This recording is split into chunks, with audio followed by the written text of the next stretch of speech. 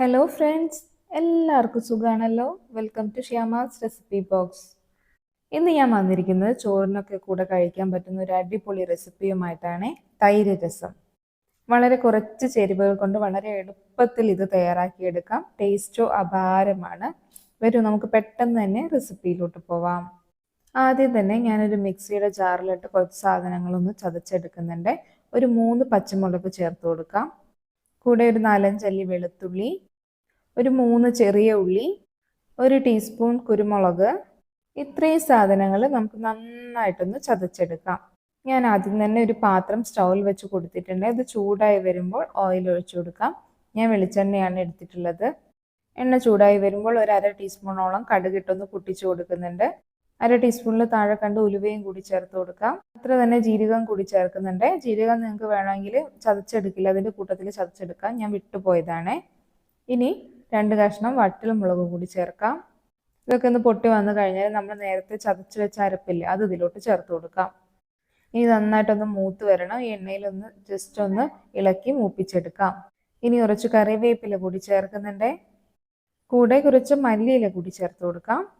ഇതെല്ലാം കൂടി ഒന്ന് ഇളക്കി വാട്ടിയെടുത്ത ശേഷം നമുക്ക് ചേർക്കേണ്ടത് ആവശ്യത്തിനുള്ള വെള്ളമാണ്. വളരെ കുറച്ച് വെള്ളം മാത്രം ചേർത്ത് കൊടുത്താൽ മതി. ഞാൻ മിക്സിയുടെ ജാറിലോട്ട് അല്പം വെള്ളം ഒഴിച്ചിട്ടാണ് അതാണ് ഒഴിച്ചു കൊടുത്തിട്ടുള്ളത് കേട്ടോ. ഇനി നന്നായിട്ടൊന്ന് തിളച്ച് വരണേ. ഇപ്പോൾ ഇത് നന്നായിട്ട് തിളച്ച് വരുന്നുണ്ട്. ഇതിലോട്ട് ആവശ്യത്തിനുള്ള ഉപ്പും ഒരു 1/4 ടീസ്പൂണോളം കായപ്പൊടിയും കൂടി ചേർത്ത് കൊടുക്കാം. ഇതെല്ലാം കൂടി കമ്പൈനായി വന്നാൽ നമുക്ക് ചേർക്കേണ്ടത് കട്ടയുടച്ച് വെച്ച തൈരാണ്.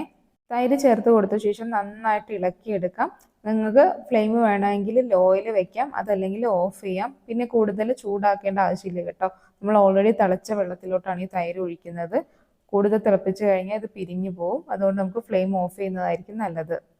നിങ്ങൾ ഇതിലോട്ട് വെള്ളം ഒഴിച്ചു കൊടുക്കുമ്പോൾ തൈരിൻ്റെ പുളിക്കനുസരിച്ചുള്ള വെള്ളം ചേർത്ത് കൊടുക്കണേ. ഇനി നന്നായിട്ട് ഇളക്കിയെടുക്കുക. അപ്പോൾ പച്ചമുളകിൻ്റെയും കുരുമുളകിൻ്റെയും ഒക്കെ ടേസ്റ്റ് ഈ തൈരിലോട്ട് നന്നായിട്ട് പിടിച്ചു വന്നോളും. അങ്ങനെ നമ്മുടെ സൂപ്പർ ടേസ്റ്റി തൈര് രസം റെഡിയായി കിട്ടിയിട്ടുണ്ട്. എല്ലാവരും ഇതുപോലെ ഒന്ന് തയ്യാറാക്കി നോക്കി ഫീഡ്ബാക്ക് കമൻ്റായിട്ട് അറിയിക്കുമല്ലോ. ചോറിനൊക്കെ കൂടെ തൈരും രസമൊക്കെ കൂട്ടി കഴിക്കാൻ താല്പര്യമുള്ളവർക്ക് തീർച്ചയായും ഇഷ്ടപ്പെടുന്ന ഒരു റെസിപ്പിയാണ് ഇത്. ഇനി കറിക്കായിട്ട് ഒന്നും ഇല്ലെങ്കിലും ഇത് മാത്രം കൂട്ടി ഒരു പറ ചോറുണ്ണാൻ പറ്റും. അത്രയ്ക്കും ടേസ്റ്റാണിത്. എല്ലാവരും ഒരു പ്രാവശ്യമെങ്കിലും ഇത് ഉണ്ടാക്കി നോക്കണം. പിന്നെ അടിക്കടി ഇത് ഉണ്ടാക്കിക്കോളും. പിന്നെ ഇതിൽ ചേർത്തിട്ടുള്ള ചേരുവകളെല്ലാം വളരെ ഹെൽത്തി ആണല്ലോ. മുളക് പൊടി തുടങ്ങിയ മസാലപ്പൊടികളൊന്നും ഇല്ലാതെ നല്ലൊരു ഹെൽത്തി കറി കൂടിയാണിത്.